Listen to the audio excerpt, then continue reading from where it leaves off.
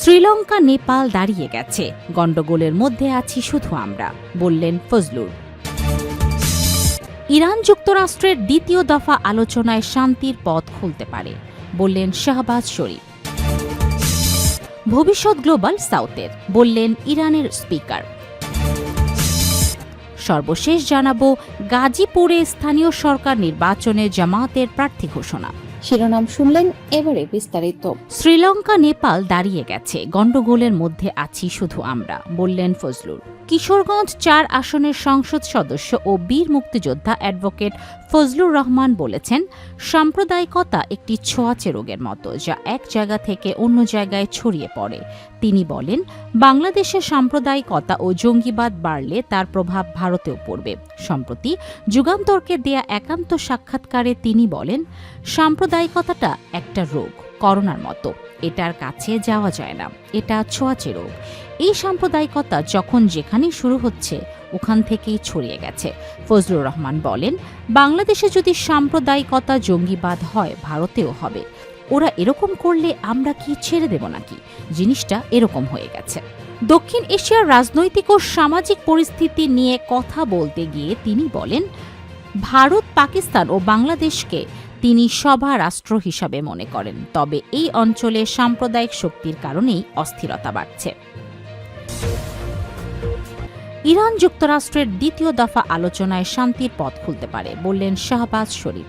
পাকিস্তানের প্রধানমন্ত্রী শাহবাজ শরীফ আশাবাদ ব্যক্ত করে বলেছেন, যুক্তরাষ্ট্র ও ইরানের মধ্যে দ্বিতীয় দফার সরাসরি আলোচনা একটি স্থায়ী শান্তি চুক্তির পথ তৈরি করতে পারে। দ্য টাইমসকে দেয়া এক সাক্ষাৎকারে তিনি বলেন, ওয়াশিংটন ও তেহরানের মধ্যে উত্তেজনাপূর্ণ বক্তব্য বিবৃতি বাড়লেও পাকিস্তান এখনও মধ্যস্থতাকারীর ভূমিকা পালন করে যাচ্ছে। তিনি আরও বলেন, ইরান, মার্কিন প্রশাসন থেকে শুরু করে উপসাগরীয় রাষ্ট্রগুলো সব পক্ষেরই আস্থা পাকিস্তানের উপর রয়েছে। পাকিস্তানের প্রধানমন্ত্রী জানান, শান্তি প্রতিষ্ঠার লক্ষ্যে মধ্যস্থতার প্রচেষ্টা অব্যাহত আছে। শাহবাজ শরীফ বলেন, শান্তি সহজে অর্জিত হয় না, এর জন্য প্রয়োজন ধৈর্য, প্রজ্ঞা এবং সবচেয়ে কঠিন চ্যালেঞ্জের মধ্যেও এগিয়ে যাওয়ার সক্ষমতা। ভবিষ্যৎ গ্লোবাল সাউথের, বললেন ইরানের স্পিকার। ইরানের পার্লামেন্টের স্পিকার মোহাম্মদ বাঘের গালিবাফ বলেছেন, ইরানি জাতির ৭০ দিনের বীরত্বপূর্ণ প্রতিরোধ বিশ্বে শতাব্দীতে দেখা যায়নি এমন পরিবর্তনকেও ত্বরান্বিত করেছে এবং এর মধ্য দিয়ে নতুন বহুমেরু কেন্দ্রিক বিশ্ব ব্যবস্থার সূচনা হচ্ছে। খবর প্রেস টিভির। শনিবার ১৬ মে এক বক্তব্যে তিনি বলেন, বিশ্ব এখন একটি নতুন ব্যবস্থার দ্বারপ্রান্তে দাঁড়িয়ে আছে। চীনের প্রেসিডেন্ট শি জিনপিং এর বক্তব্য উদ্ধৃত করে গালিবাফ বলেন, শতাব্দীতে দেখা যায়নি এমন পরিবর্তন বিশ্বজুড়ে দ্রুত এগিয়ে চলছে।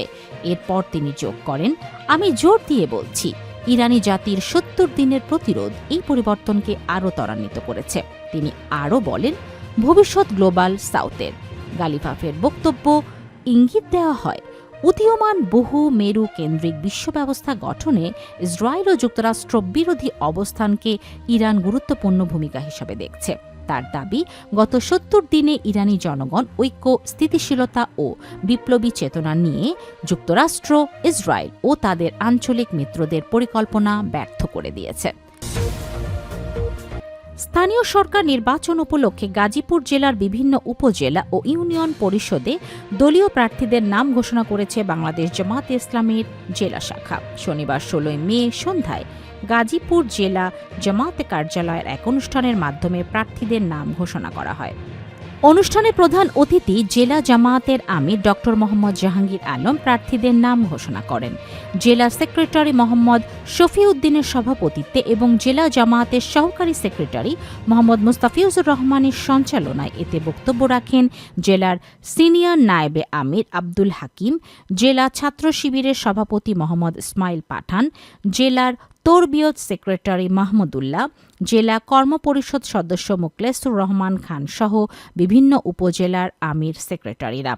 ঘোষিত তালিকা অনুযায়ী জেলার ৫টি উপজেলার মধ্যে ৪টি উপজেলায় চেয়ারম্যান পদে প্রার্থী ঘোষণা করা হয়েছে। গাজীপুর সদর উপজেলা থেকে মোহাম্মদুল্লাহ, শ্রীপুর উপজেলা থেকে অধ্যক্ষ মুস্তাফিজুর রহমান খান, কাপাসিয়া উপজেলা থেকে শেফাউল হক এবং কালীগঞ্জ উপজেলা থেকে অ্যাডভোকেট তাজুল ইসলামকে চেয়ারম্যান পদে মনোনয়ন দেওয়া হয়েছে।